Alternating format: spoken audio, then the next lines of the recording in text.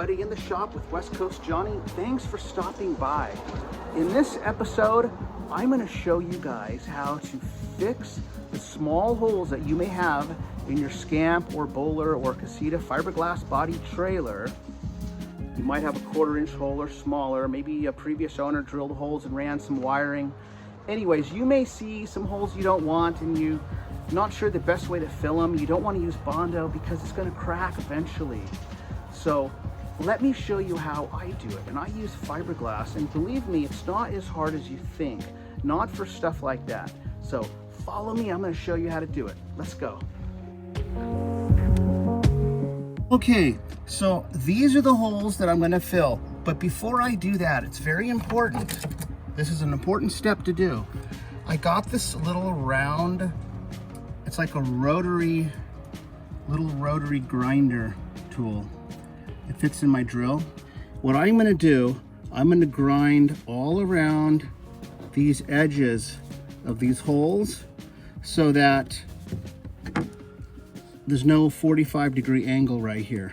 We want to chamfer this down like a 45 degrees, because when you push your fiberglass filler in from the top and it can't go anywhere because you have this plastic on the bottom, it's going to try to come in and it's going to stop. But that's good because it's going to fill itself around that slight angle and it's going to help hold this all together. So we're going to go ahead and start the grinding right now.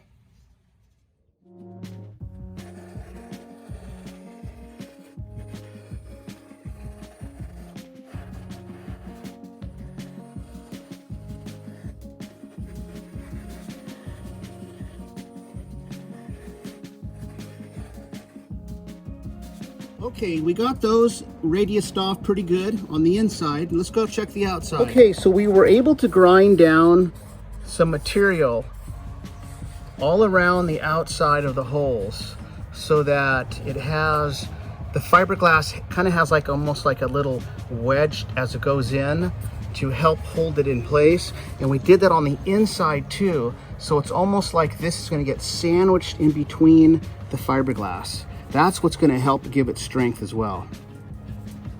Okay, so here's where we're at. I went ahead and I put a piece of wood and some big clamps. They kind of clamp that piece of plastic really tight to the bottom of this cabinet.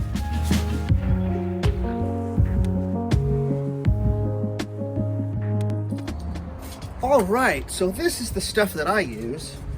This is known as kitty hair in the industry. It's a long strand fiberglass reinforced body filler. Also, the finishing putty that I use, okay? And the nice thing is, both of these products use the same cream hardener. You always want to use finishing putty because after you use this and you sand it as smooth as can be, even if it's smooth like glass, you're not going to get it ready for paint. So you want to put some of this finishing putty on. It's like a super refined body filler. It spreads nice. It'll fill any imperfection so that when you sand, you're ready for primer. Don't forget, you want to get a couple of these little spreaders. All of this stuff was bought at an auto body supply store. Link and description below. So that's what I use. This stuff right here, see that? It's it looks like hair in a drain, and it's kind of messy, but it's not hard to work with. As a matter of fact, it's pretty easy to work with. Just, you got to go ahead and mix the cream hardeners up. Read the instructions on the back. It'll tell you, depending on temperature, how much of this to put in, okay? If it's really hot out, you want to use less because you don't want it to kick off really fast. When I used this, it was about 90 degrees. And when I mixed it up properly, I was able to work with it for about 45 seconds. And I know that's not much, but in that 45 seconds, I was able to fill about a dozen holes. So it all cleans up with acetone too. So I just wanted to show you that.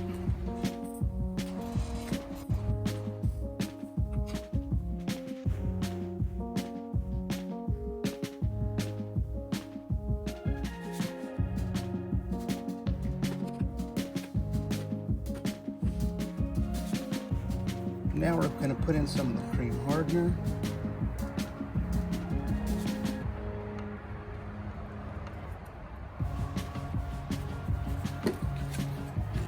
start mixing it.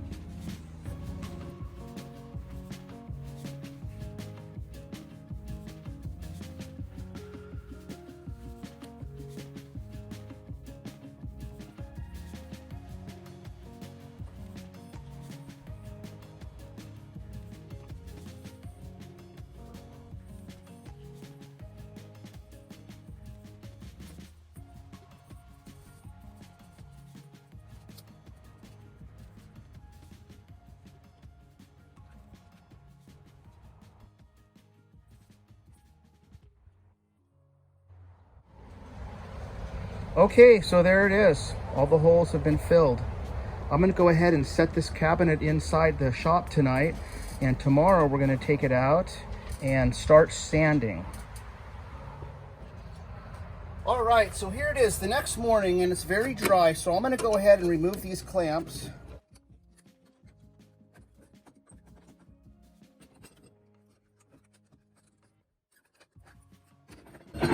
And there it is, the wood, the plastic, everything pops off. And as you can see, the fiberglass kind of oozed through. It didn't do it too much here, but that's okay. I can go ahead and maybe put something there. But as you can see, it's like sandwiched in, and it's not going anywhere. So here's the front. As you can see, it's all hard. So I'm gonna go ahead and I'm gonna start sanding it.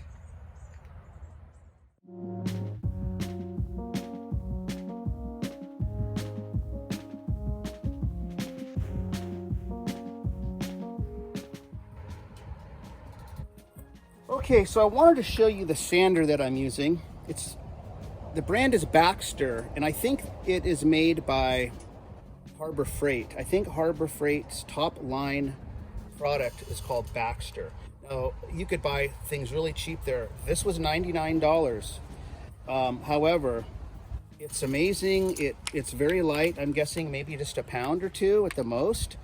It feels really comfortable. We put a swivel attachment on the end. I highly recommend that so you don't get the hose caught up. You can do a lot more with the swivel. Now, I am using 150 grit sandpaper for this. I probably could go a little heavier, like maybe some 80 grit, because there's some sanding to do. However, the reason I'm not gonna jump to a grit so low and abrasive is because I don't wanna scratch any of my surrounding fiberglass. Then I just gotta deal with those scratches. So we're gonna go ahead and start with the 150. Now this orbits, which means it doesn't just spin in a perfect circle where you could be pushing down and accidentally take too much material off. Instead, by orbiting, which means it goes like this, you could hold it in one spot and you're not going to just sink down into the fiberglass. You can't take too much off in one spot with an orbital sander. So we're going to go ahead and plug it in the compressor and start sanding.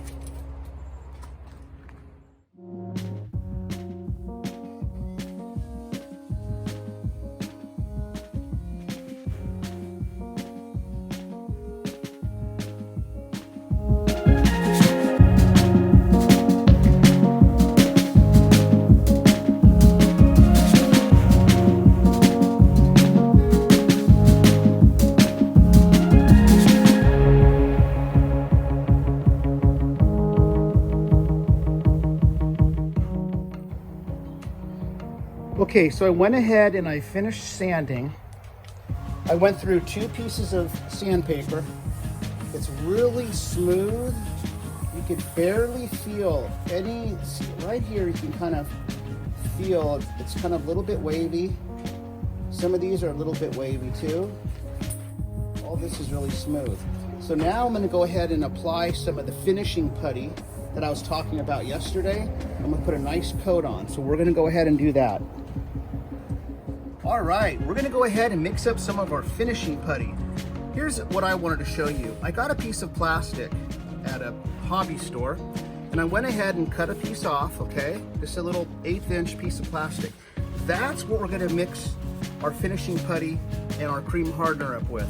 We're going to put it on this. We don't want to use a piece of cardboard and then just throw it in the trash when we're done, because the problem with when you're dealing with liquids, some of them will soak into the cardboard and it'll start kind of changing the properties, and it'll actually make the putty dry even quicker because it's absorbing the, it's absorbing all the liquid into the cardboard. And you may not notice it, but on a small level, it all adds up. So this is perfect. When I'm done, I could just scrape it, clean it with some acetone, use it over and over. So we're gonna go ahead and mix them up right now.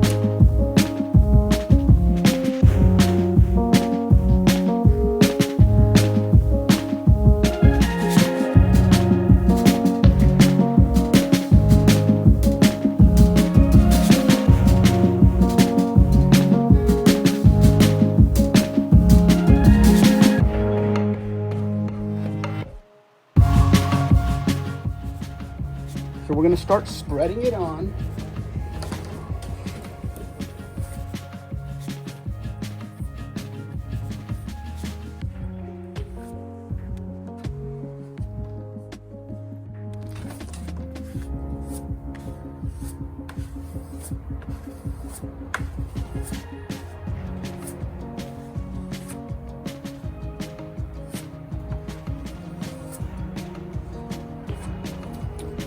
Okay, there we go.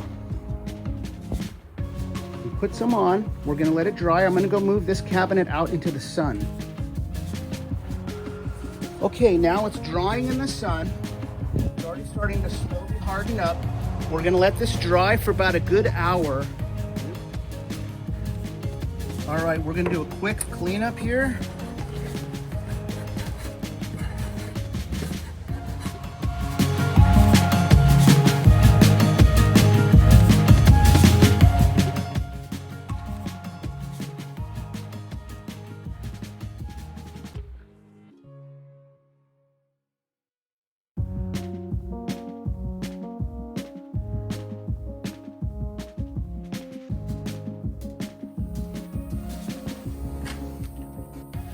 All right, I sanded it down with the 150 grit, and then I jumped up to the 220 grit, and it's really smooth right now. It's like very, very, very smooth. I don't think it's quite ready for primer, but it just maybe need a little more sanding, but it's really, really nice. And if you can remember what all those holes look like, now they're gone. And I'm telling you, anyone can do this. Well, thanks for joining this episode. Lastly, what I wanted to add, see this hole right here? That is from the Gravel Guard hardware. And I'm putting new hardware on. So I filled the hole. I'm going to drill a new hole through this fiberglass for my rivets. This I was able to use the kitty hair. Now something like this, see how big that is? That's where the old owner had an air conditioning vent sticking through here, which I eliminated. But instead of using kitty hair on something this big, we went ahead and used the sheet fiberglass. It's really the only way you could do it. I know in the beginning of the video I said if you have like a 1/4 inch hole or smaller and you want to fill it, and then I went ahead and filled almost a 2 inch hole with the kitty hair. It can be done, but you don't want to do anything structural with kitty hair, okay? You want strength, comes in stuff like the stranded fiberglass, very strong. So I just wanted to let you know that. Thanks for stopping by. If you have any comments or questions, leave one below. And in the meantime, go out and have a great day.